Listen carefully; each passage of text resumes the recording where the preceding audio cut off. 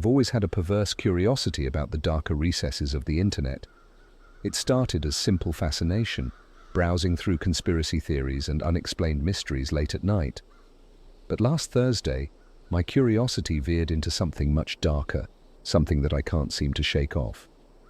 It began innocently enough, with me trying to sidestep insomnia by diving into the deep web, looking for something, anything, to distract me from the incessant thoughts that plague my sleepless nights. I stumbled upon a forum that was different from the usual dark stuff I'd come across. It was a site dedicated to what they called the art of passing. I know it sounds like some pretentious crap, but the reality was far more gruesome and disturbing than any pretentious label could imply. This wasn't just a site. It was a marketplace, a bizarre, sick catalogue where you could literally choose the way you wanted to die. Each method was listed with disturbing precision and detail, along with prices and testimonials from what I could only assume were deceased clients. There were categories ranging from the peaceful to the extreme, and to my growing horror, a section labelled DIY for the thrill seekers. Curiosity, as sick as it sounds, got the better of me, and I clicked on the Extreme tab. The first listing was for something called the Skinner's Dream. The description was nauseating, detailing a process involving flaying and salt. The pictures, thankfully, were blurred, but the titles alone were enough to make my stomach churn. The next listing was the Dissolver, a bath in acid that promised to reduce body mass to a mere sludge. Each method was more horrifying than the last, and I began to wonder who could facilitate such a gruesome menu. That's when I noticed the chat icon blinking at the bottom of the screen. Hesitantly, I clicked on it, and almost instantly, a message popped up. Looking for a custom experience? We can cater to any fantasy. I should have closed the browser right then. I should have wiped my computer and pretended I had never seen anything. But I didn't. Driven by a mix of terror and intrigue, I found myself typing a response. "What's the most popular choice?" I asked, my fingers trembling as they tapped the keys. The reply was almost instant. "The Lover's Leap, but it's not for the faint-hearted. Care for a preview?" Before I could respond, a video download popped onto my screen. Against every instinct screaming inside me, I opened it. The footage was grainy, shot in a dimly lit room. The camera was static, focused on a chair in the center. A person, bound and gagged, was led in front of it. The details are too gruesome to fully recount, but it involved two masked figures, a series of torturous acts, and what looked like a reluctant, yet eventual submission of the victim to their fate. I slammed my laptop shut, gasping for air, my heart pounding in my chest. I didn't sleep that night, or the next. The images haunted me, flickering behind my closed eyelids every time I dared to blink.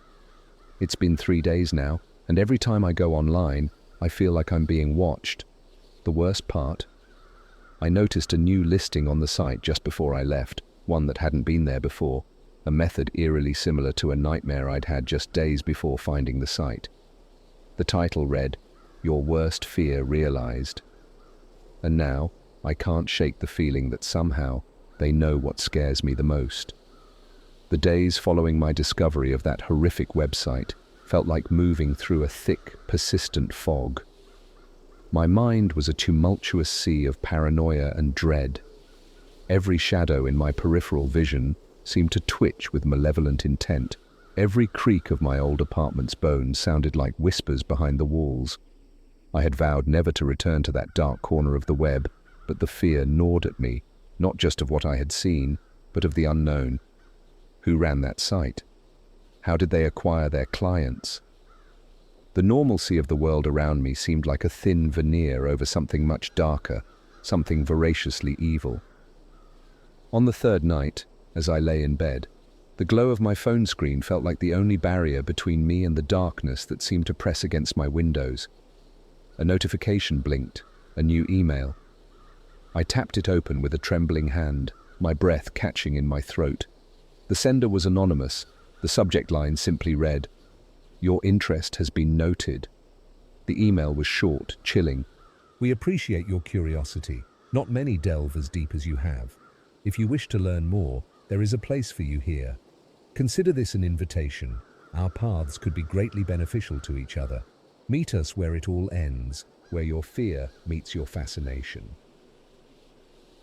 Attached was a single coordinate, a location in a secluded part of town known for its abandoned industrial buildings. I knew going there could be a monumental mistake, perhaps the last one I'd ever make. But the part of me that had initially sought out the site, the part driven by a morbid need to understand the depths of human depravity, whispered that I might never get another chance to uncover the truth. I decided I would go, but not unprepared. I packed a small bag with essentials, a flashlight, a multi-tool, and against all my previous moral reservations, a small sharp kitchen knife, just in case. The night was oppressively silent as I drove to the coordinates. The GPS led me to a crumbling warehouse at the edge of the city, where the only light came from the half-moon hanging low in the sky, casting long, sinister shadows across the broken pavement. As I approached the building, every step heavier than the last, I could hear faint sounds, a mixture of industrial echoes and whispers that seemed to slither through the air. My phone buzzed again. Another email, this time a single line that made my blood run cold. "We're watching." The warehouse loomed before me, its gaping entrance like the mouth of some great beast. Inside, the air was stale, heavy with the scent of decay and old fears. My flashlight beam danced over graffiti-laden walls and debris-strewn floors, each step forward sending a pulse of dread through my veins. Then I saw it, a dimly lit corridor, at the end of which a faint red light pulsed. I followed, my heart thudding in my ears, the knife handle slick with sweat in my palm. The corridor opened into a large room, lit by a single red bulb that cast an ominous glow over the contents within. A circle of chairs was arranged in the center, each one occupied by a figure dressed in black. Their faces were hidden behind masks, each one more grotesque than the last, depicting twisted expressions of agony and ecstasy. One chair, empty, faced toward the circle. A voice, distorted by a modulator, broke the silence. "Welcome to the inner sanctum. You sought understanding, and so you shall receive it. Join us. Take your place." The figures shifted slightly, the rustle of their clothes the only sound in the heavy silence. I knew then that I had stepped into a world from which there might be no return. This was the heart of the nightmare, and I was at its mercy. As I stood frozen at the edge of the eerie circle, the masked figures remained motionless, their presence like statues carved from the darkest corners of human fear. A cold sweat broke across my brow as I considered my options: run and likely be chased, or sit and face whatever twisted ritual awaited me. My decision, however uncertain, was made for me when one of the figures silently gestured to the empty chair. It wasn't just an invitation, it was a command. With a heavy heart, I moved toward the chair, the sound of my footsteps echoing unnaturally loud in the vast, decrepit room. As I sat, the lights dimmed further, leaving only the red bulb to paint everything in a sinister, bloody hue. The voice spoke again, its tone chillingly calm. "Tonight, you are both witness and participant. Our group thrives on understanding the depths of human endurance and the spectacles of death. You have seen our catalogue. Now, experience how we ensure the authenticity of our offerings." From the shadows behind the figures, two more masked individuals emerged, dragging a struggling, hooded person between them. My stomach twisted into knots as they approached a spot just in front of me, illuminated by a narrow spotlight. The victim's muffled pleas were stifled as they secured him to a stark metallic chair, similar to ones you'd see in old, forsaken hospitals. The lead figure stepped forward, removing the hood to reveal a man with wide, terror-stricken eyes. His gaze met mine, a silent plea echoing in the dreadful silence. The masked leader addressed me directly, the modulator distorting his voice into a soulless echo. "Your fascination has led you here to the precipice of human morality. This man was a volunteer, desperate to clear his debts in life for his family's benefit in death. You will decide his fate. Choose wisely, for your decision will enlighten you to the true nature of our enterprise. A tablet was handed to me by another figure, its screen displaying the grim list of death methods I had seen on the site. My hand trembled as I scrolled through the macabre menu, each option more horrific than the last. I realized then that my choice would not only seal this man's fate, but would forever alter my own soul. As I hesitated, the leader spoke once more. Consider this. Each choice teaches us about the limits of human fear and pain. Your selection helps us refine our services. Make your decision. The weight of the situation bore down on me with suffocating force. I knew there was no good choice, only varying degrees of horror. With a heavy heart and a shaking hand, I selected what I hoped would be the quickest, least painful option on the tablet. The room fell into a heavy, expectant silence as I handed it back. The leader nodded solemnly at my choice, then signaled to the others. What followed was a gruesome display that I can scarcely bring myself to describe. Despite my intentions, the man's end was neither quick nor devoid of suffering. His screams filled the room, bouncing off the walls and etching themselves into my memory, where I fear they will linger forever. When it was over, the body was unceremoniously removed, and the leader's voice filled the room once more. You have done well to embrace the harsh reality of our existence. This is the essence of our work. You are now part of this knowledge. Whether you accept this as a burden or a liberation is up to you. I was released into the cold, early morning air with a mind reeling from the horrors I had witnessed and participated in. As I walked away from the warehouse, the gravity of what I had done, what I had become a part of, began to sink in. The world seemed a different place, darker and more twisted than I had ever imagined. And yet, as I distanced myself from that place of death, a part of me knew that the shadows I had seen there would never fully leave me. They had shown me the depths of human depravity and my own terrifying capacity to influence it. The days that followed my nightmarish experience at the warehouse were marred by a relentless paranoia that clung to me like a second skin. My every waking moment was infiltrated by the echo of that man's screams and the sight of his desperate, pleading eyes. I tried to convince myself that it was a dream, a hallucination induced by my obsession with the dark web. But the reality was far too visceral, the memories far too precise for any kind of denial. Sleep became an elusive spectre, taunting me with the promise of rest only to snatch it away with nightmares that replayed the events in brutal detail. I began to see shadows move in the corners of my vision, whispers in the silence of my apartment that seemed to call my name. I knew I couldn't go on like this. I needed closure, or at least an understanding of why this had happened. Driven by a desperate need for answers, I returned to the dark web, to the same site that had started this spiral. The site was as I remembered, the grim listings a stark reminder of the reality I had tried to forget. I opened the chat, my fingers hesitant as they typed out a message. Why me? Why did you choose me to witness that horror? The response was almost instantaneous, as if they had been waiting for my return. You sought understanding of the darkest human desires. We provided what you asked for. You are not just a witness, but a participant now. Your actions that night have consequences. We will be in touch. The message sent a chill down my spine. I hadn't considered the ramifications of my involvement that night beyond my own psychological turmoil.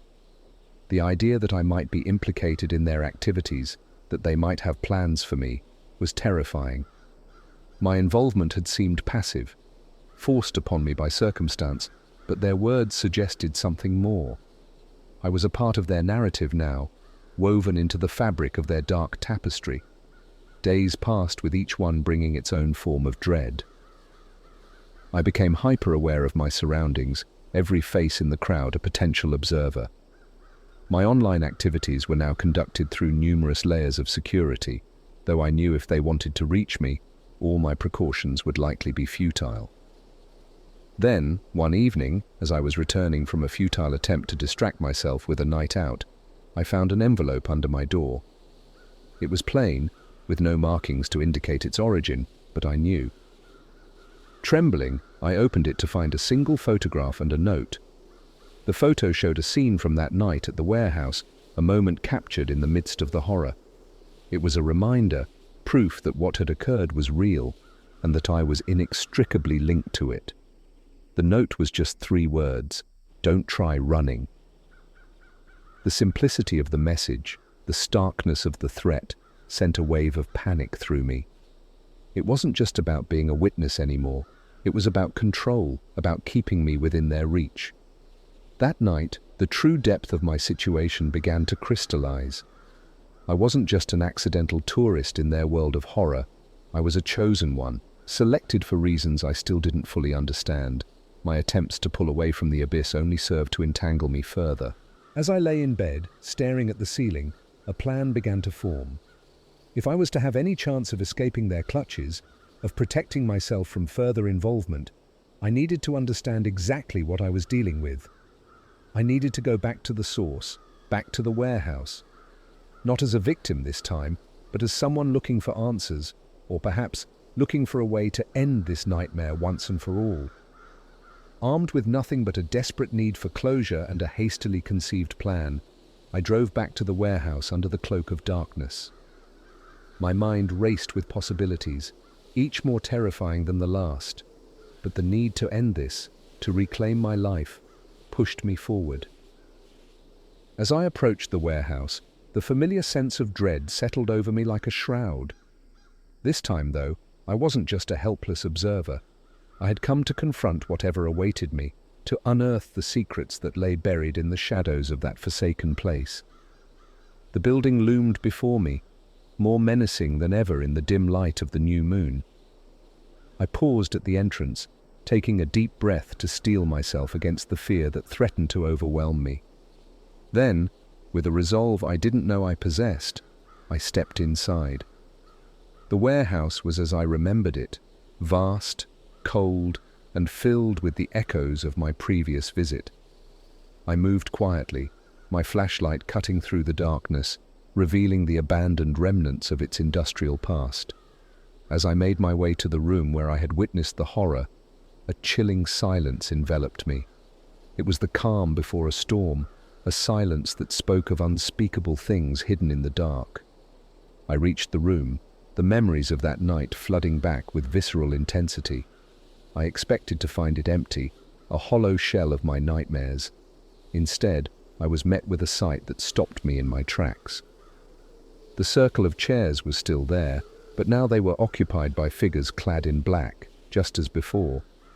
But these figures were motionless, not with the eerie stillness of anticipation, but of death.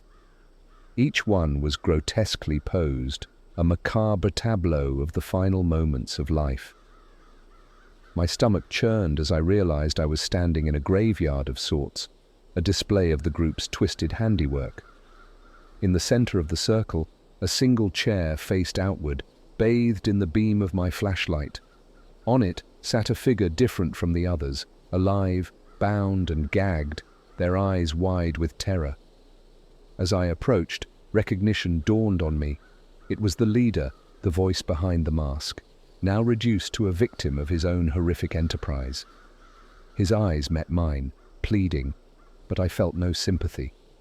Instead, a cold anger settled in my heart. Here was the architect of my torment, the mastermind of this sick game. The table had turned, and the power was mine to wield. "I came back to end this," I said, my voice steady despite the pounding of my heart. "Tell me why.